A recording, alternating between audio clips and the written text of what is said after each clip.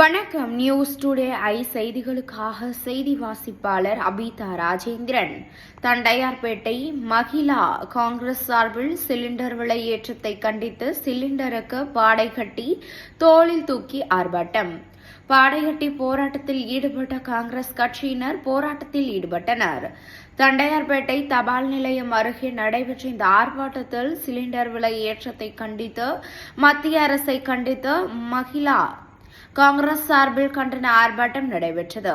சிலிண்டரை பாடைகட்டி சாலை நடுவே தூக்கி வந்தால் சிறிது நேரம் போலீசாருக்கும் போராட்டக்காரர்களுக்கும் தள்ளுமுள்ளு ஏற்பட்டது.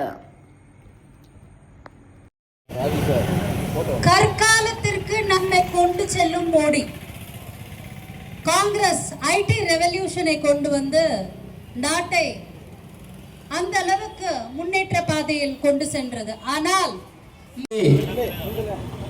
தாரணி திரவியம் அவர்களுடைய முன்னிலையிலும்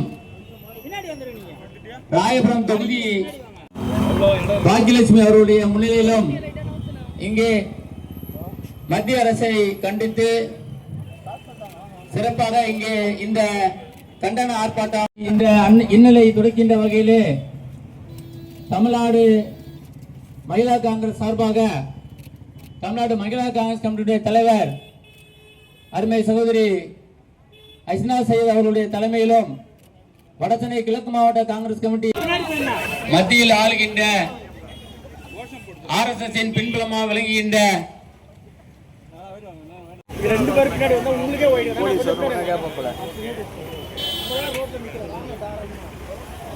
தொழில் அப்படி ஆயிடுச்சு.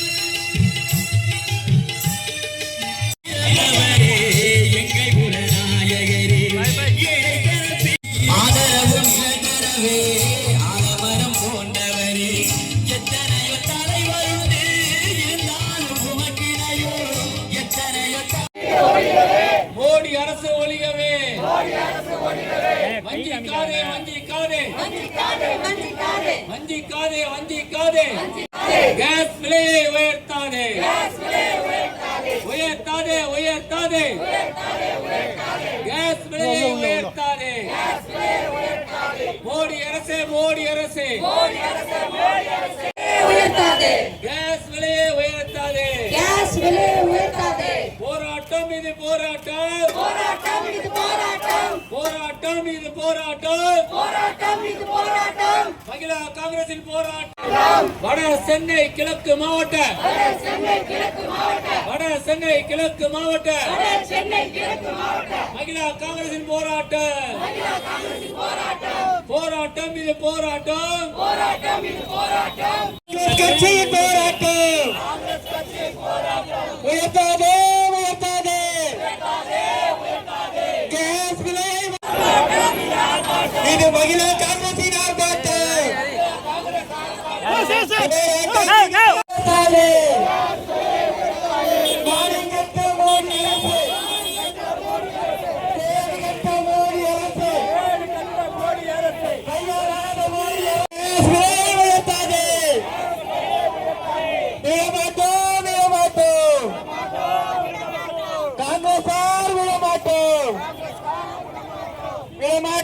ஆர்ப்பாட்டம் இது ஆர்ப்பாட்டம், இது மகிழா காங்கிரசின் ஆர்ப்பாட்டம்.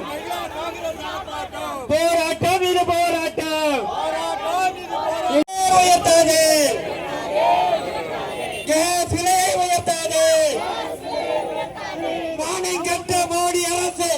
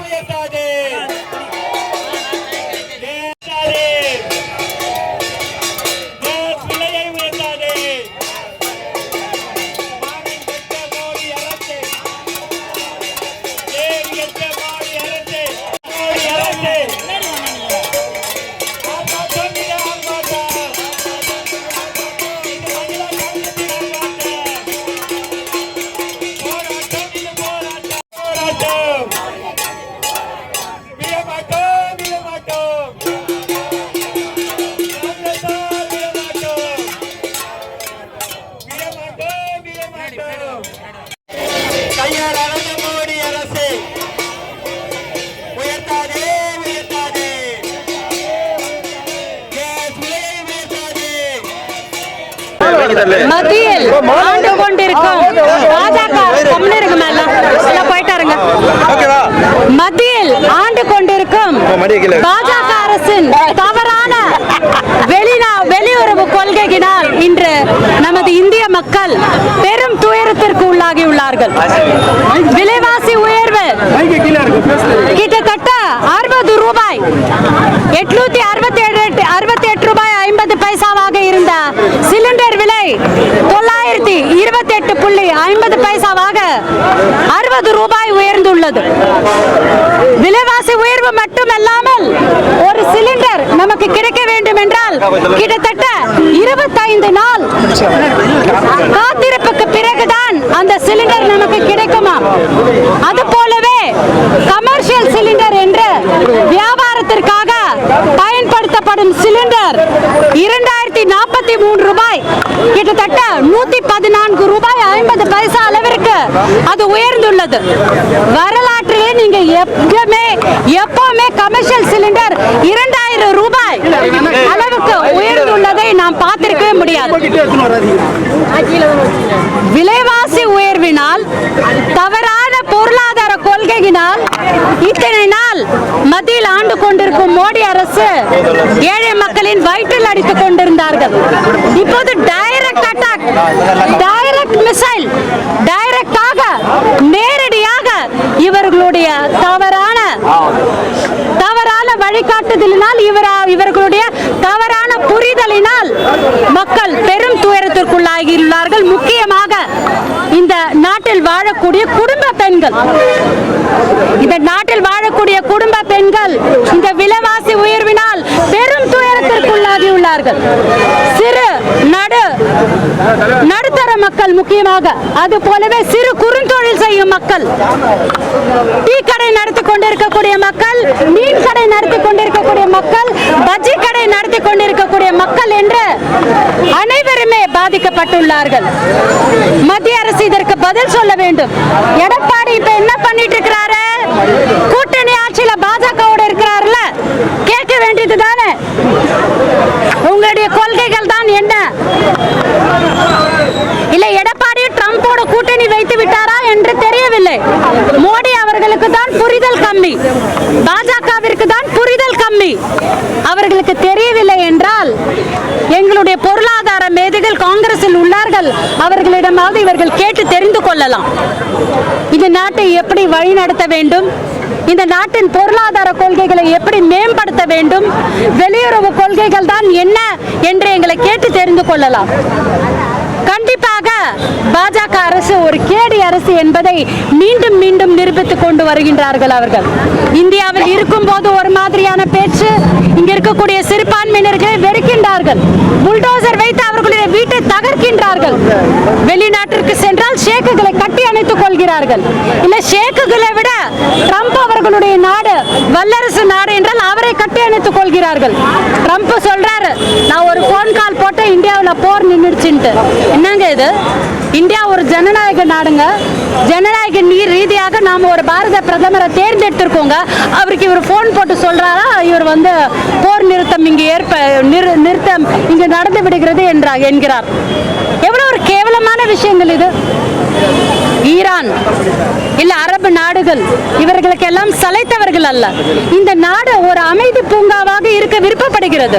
உலகமே ஒரு அமைதி பூங்காவாக இருந்தால்தான் அந்த செயின் ரியாக்ஷன் மாதிரி, நம்ம பக்கத்து வீட்டுல ஒரு பிரச்சனை அப்படின்னா அந்த பிரச்சனை. பக்கத்து வீட்டில் ஒரு சாவு அப்படின்னா நாம வீட்டை விட்டு வெளியே போக முடியுதானா? முடியல. ஏரோஸ்பேஸ்ல எல்லா ஃப்ளைட்டையும் வந்து நிறுத்தி வச்சிருக்காங்க. ஏன்னா மிசைல்ஸ் பறக்குது, இங்க இருந்து ஒரு மிசைல் பறக்குது, அங்க இருந்து ஒரு மிசைல் பறக்குது. அதே மாதிரி நம்மளோட கடல் வழிகள் அங்க இருக்கக்கூடிய டிராபிக்கை பிளாக் பண்ணி வச்சிருக்காங்க. அந்த ஒரு போக்குவரத்துங்கிறது தடைப்பட்டு உள்ளது. இதெல்லாம் ஏன்? இவர்களுடைய போர் குணம், அமெரிக்காவுடைய போர் குணம், வல்லரசாக இருக்கக்கூடிய போர் குணம், அவர்கள் கிட்ட இருக்கக்கூடிய நியூக்ளியர் எனர்ஜி. அந்த மாதிரி எனர்ஜி வேற யார்கிட்டயும் உலகத்துல இல்ல, சைனா கிட்ட மட்டும்தான் இருக்கு. ஆனா சைனா போர் செய்ய வருவார்களா என்றால் வரமாட்டார்கள். ஆகவே மத்தியில் ஆண்டு கொண்டிருக்கும் பாஜக அரசிற்கு தமிழ்நாடு மகளிர் காங்கிரஸ் சார்பாக உங்களுக்கு எச்சரிக்கை, வன்மையான எச்சரிக்கை. நீங்கள் உடனடியாக இந்த விலைவாசி உயர்வை வாபஸ் பெற வேண்டும். இந்த கச்சா எண்ணெய் தட்டுப்பாட்டுக்கு, இந்த கேஸ் சிலிண்டர் விலைவாசி உயர்வுக்கு உடனடியாக தீர்வு கண்டு மக்கள் மீது, முக்கியமாக பெண்கள் மீது சுமத்தப்பட்டிருக்கும் இந்த சுமையை நீங்கள் நீக்க வேண்டும், அல்லது தமிழ்நாடு மகளிர் காங்கிரஸ் தொடர்ந்து போராடும் என்பதை தெரிவித்துக் கொள்கிறோம். ஆமா,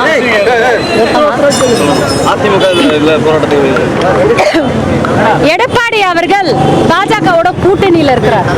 அவருடைய கூட்டணியில் இருக்கக்கூடிய ஒரு கட்சி இப்ப தேர்தலை சந்திக்க போறாங்க.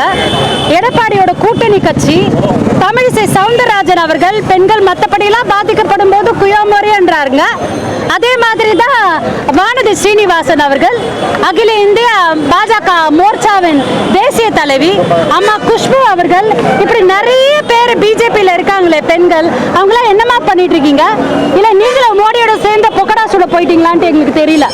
ஆகவே பெண்களுக்கு இங்கு ஒரு வன்கொடுமை என்றாலும், பெண்களுக்கு ஒரு பாதிப்பு என்றாலும் இங்கு கண்டிப்பாக களத்தில் இறங்கி போராடுவது காங்கிரஸ் திமுக கூட்டணி என்பதுதான் நான் வலிமையாக இங்கு தெரிவித்துக் கொள்கிறேன். வருகின்ற சட்டமன்ற தேர்தலில் மீண்டும் தமிழக மக்கள் காங்கிரஸ் திமுக கூட்டணிக்கு பெரும் அளவிற்கு வாக்களித்து எங்களை மீண்டும் மக்கள் பிரதிநிதியாக்குவார்கள். பாஜக மற்றும் எடப்பாடி கூட்டணியை, மக்கள் விரோத கூட்டணியை, பெண்கள் விரோத கூட்டணியை, சிறுபான்மையினர் விரோத கூட்டணியை, பட்டியலினத்தவர்கள் விரோத கூட்டணியை சீக்கிரமாக அவர்கள் வீட்டிற்கு அமைத்து அனுப்பி அவர்களை பொக்கடா சுட வைப்பார்கள் என்று வாழ்த்துக்கள் கூறி பாஜகவிற்கும் எடப்பாடிக்கும்